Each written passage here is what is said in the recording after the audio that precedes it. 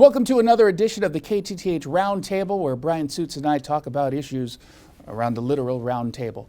I want to start with a ridiculous piece of legislation that allows teenage runaways to get gender-affirming care, including surgical interventions, without any parental consent and without the state being required.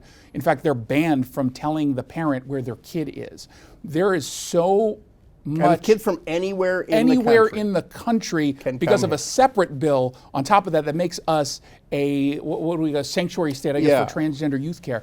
The issue, however, is the bill is not about abused kids. And yet the lawmakers behind it, the Democrats behind it, they're flat out lying about what's in this bill. They're telling us all of these things that are verifiably false. It's not that we have a subjective difference of opinion. It's not that their analysis is a little bit off. They're flat out lying. This bill would allow any kid. There does not have to be any even allegation of abuse or neglect. For all we know, the parent would say yes to the gender-affirming care. The kid just has to run away and say, I want gender-affirming care, and that triggers this new law. And they're telling us, no, this is about saving abused kids and keeping transgender youth off of the street. Did you know that transgender youth right now don't just live on the street because of some law that they can go to a youth shelter? A specific youth shelter. And this also bars law enforcement in Washington State from honoring a court order, a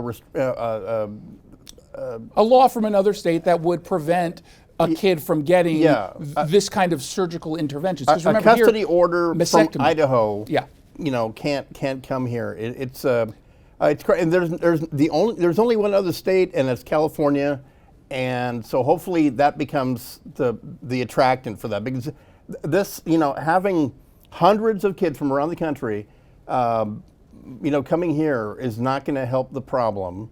Whatever the problem is, it breaks up families. Yeah. It breaks up families at the end of the day. And by the way, we're pretending that the state not only knows better than the parents, but knows better than the kid's actual doctor. Because if we want to pretend that we're not going to go doctor shopping for people to provide gender-affirming care to kids, regardless of what's best for them, because they've been manipulated into thinking that they hold one of the 17,000 different genders that they're told exist, we're fooling ourselves. Yeah.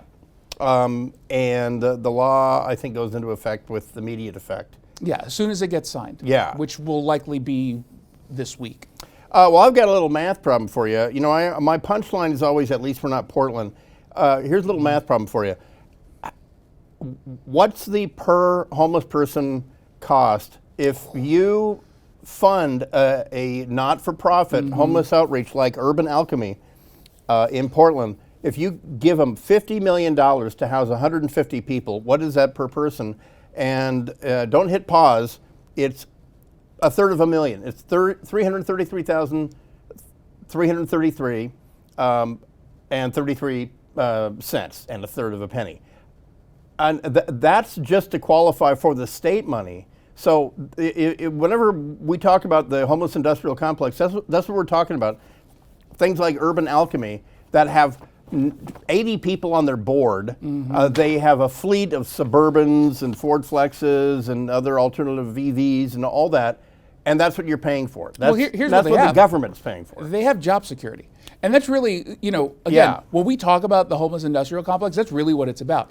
As long as there are homeless people living out on the streets, all of these people have pretty lucrative jobs. Yeah. And they're getting nonstop funding regardless of the results that they present. Because there are, especially here in Washington State, you look at Lehigh, the Low Income Housing Institute, they don't have a lot of success stories. Yeah. And if they do, they're keeping them a secret. Because I've asked many times just for some data on who graduates and gets into their own housing that they can afford, never get any responses back. But they keep getting funding. And you can buy a pretty nice rural ranch home in Oregon for $333,000, believe it or not. So, but if you did that, then Urban Alchemy wouldn't have any reason to exist anymore. So there you go. Homeless industrial complex example this week. We do have a reason to exist. It's to bring you this content, for which we will deliver it to you next week in another edition of the KTTH Roundtable.